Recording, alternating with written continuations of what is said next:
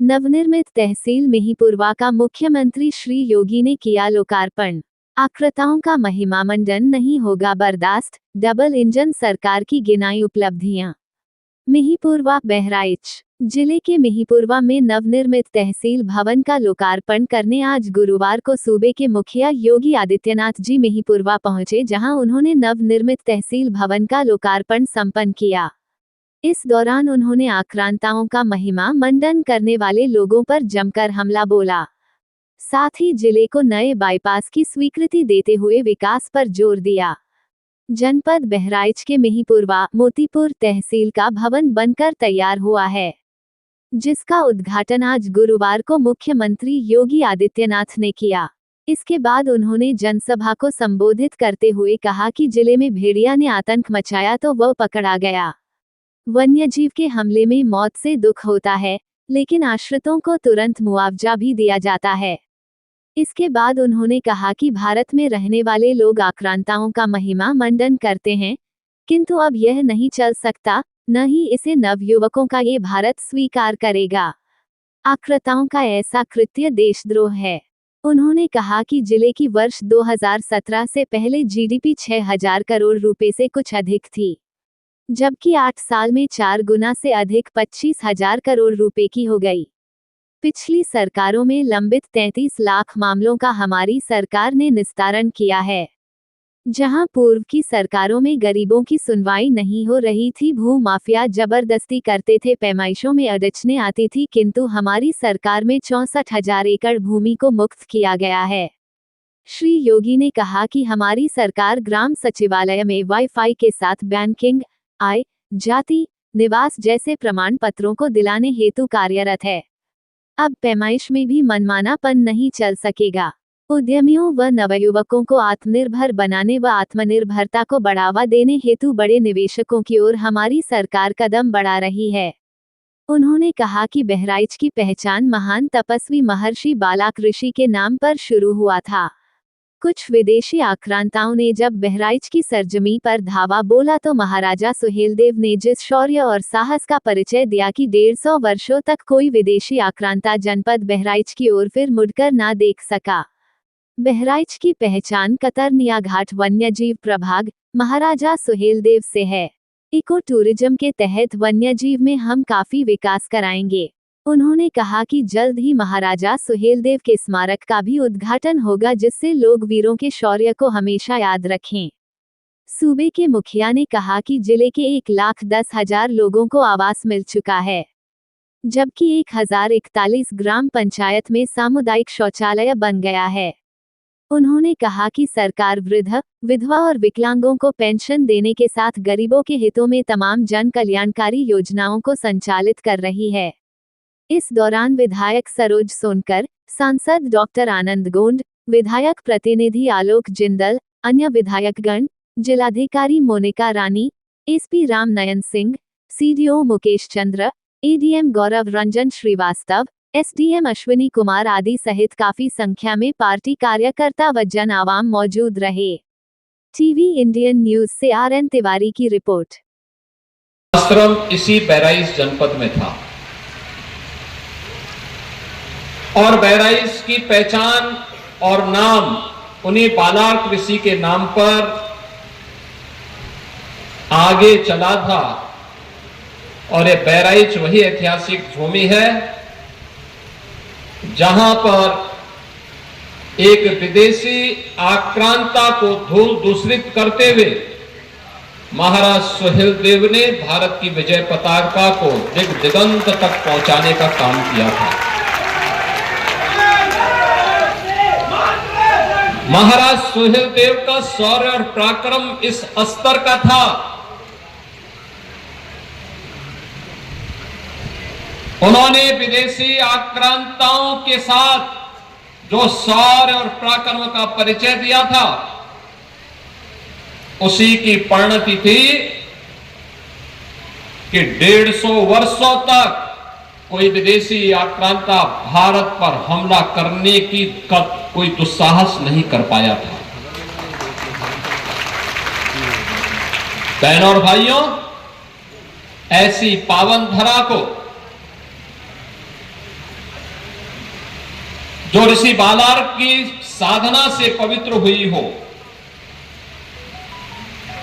जिस पावन धरा को अपने शौर्य और पराक्रम से महाराज सुहेलदेव ने विजय भूमि के रूप में बदल करके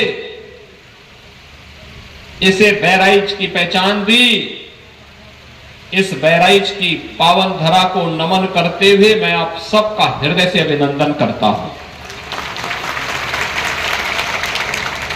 बहराइच को उसकी पहचान से वंचित करने का प्रयास हुआ।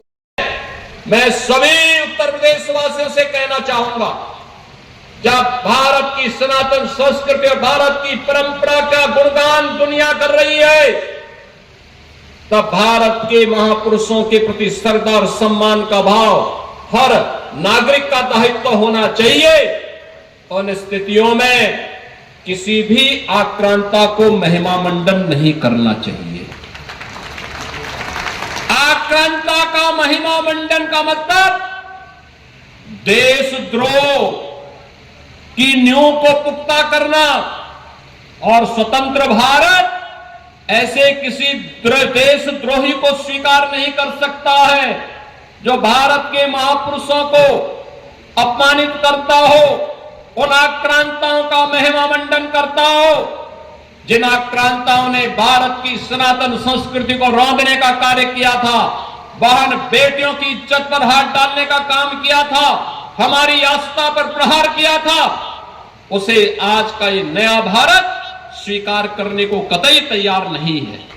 और इसीलिए मैं आपके कहने के लिए आया हूं, विकास की गाथा तभी आगे बढ़ सकती है जब हम अपनी विरासत को पूरे गौरव के साथ आगे बढ़ाने का काम कर रहे हैं। हमारी गौरव गाथा विरासत के साथ जुड़ती है, विरासत विकास के साथ जुड़ता है। विरासत और विकास की अद्भुत गाथा का ही एक नया रूप है बहराइच का, जहां मेडिकल कॉलेज भी बन गया है और साथ साथ हमने बहराइच का बाईपास भी स्वीकृत कर दिया है। बहराइच में एक नया बाईपास भी होगा। नेपाल से कनेक्टिविटी को आसान कर लिया है और यहां पर जो कर्तनिया घाट वन्य जीव प्रभाग है, इसको टूरिज्म की दृष्टि से इको टूरिज्म के एक नए हब के रूप में विकसित करने के लिए कोई भी लखनऊ से आएगा, 1-1.25 घंटे की दूरी पर बहराइच में महाराज सुहेलदेव के विजय स्तंभ के प्रति नमन करेगा और वहां से कर्तनिया घाट में इको टूरिज्म का आनंद लेकर के यहां पे ढेर सारे रोजगार को आगे विकसित करने में अपना योगदान देगा। और उसी योगदान के प्रति आप सबके सहयोग के लिए आज हम सब आपके बीच में यहां पर आए हैं। बहनों और भाइयों, आज आप देख रहे होंगे ये वही जनपद है जिस जनपद की 2017 के पहले जो जनपद की यहां पे जो जीडीपी थी वह इस जनपद की मात्र 6,934 करोड़ थी। और आज जब हम 23-24 की बात करते हैं तो यह कई गुना आगे बढ़ करके 25,000 करोड़ रुपए से अधिक हो चुकी है अकेले बहराइच की।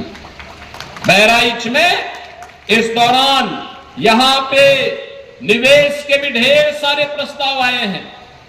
बहराइच में निवेश हो, अब इसके लिए लोग आ रहे हैं। निवेश का मतलब रोजगार का सृजन, आगे बढ़ना, उस प्रकार की व्यवस्था को आगे बढ़ाना, और ये चीजें आज एक और सरकार तेजी के साथ आगे बढ़ाने का काम कर रही है। आज मुझे अभी गोंडा में बहराइच के युवाओं को भी हम लोग मुख्यमंत्री युवा उद्यमी योजना के अंतर्गत कई युवाओं को 5 लाख रुपए तक का ब्याज मुक्त ऋण उपलब्ध करवाने का कार्य करने जा रहे हैं, जिससे वह भी एक युवा उद्यमी के रूप में अपनी पहचान बना सके। और 25, 26 और 27 मार्च को जो 3 दिवसीय जनपद स्तर पर मेला लगेगा, इसमें बचे हुए युवाओं को जो भी युवा उद्यमी स्कीम का लाभ लेना चाहेगा, उसको भी ये पैसे की व्यवस्था उस दौरान बैंकर्स के माध्यम से मिलेगी, जिस पर जो भी ब्याज आएगा उसका भुगतान सरकार करेगी। और इसमें मार्जिन मनी की व्यवस्था भी सरकार करने जा रही है, जिससे नए नए उद्यमी हम विकसित कर सके, बना सके, आत्मनिर्भरता के लक्ष्य को आगे बढ़ा सके। एक और जहां युवाओं को आत्मनिर्भरता के लक्ष्य को प्राप्त करने की दिशा में सरकार कदम बढ़ा रही है, बड़े निवेश को आमंत्रित कर रही है, वहीं दूसरी ओर मुझे बताते हुए प्रसन्नता है कि